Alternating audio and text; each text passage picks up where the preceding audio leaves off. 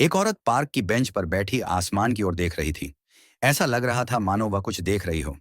ऐना बहुत जिज्ञासु थी, लेकिन उसने कोई सवाल नहीं किया और घर चली गई।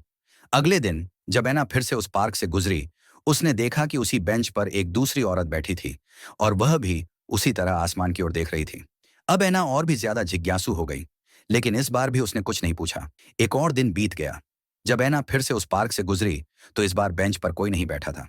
वह कुछ देर सोचती रही, फिर जिज्ञासा के चलते खुद ही उस बेंच पर बैठ गई। उसने भी सिर उठाकर आसमान की ओर देखा, लेकिन वहां एक भी तारा नहीं था।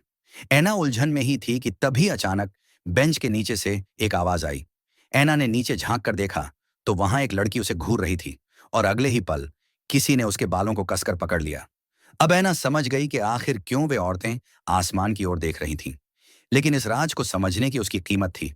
याद रखना, जब भी पार्क की बेंच पर बैठो, तो कभी आसमान की ओर मत देखना।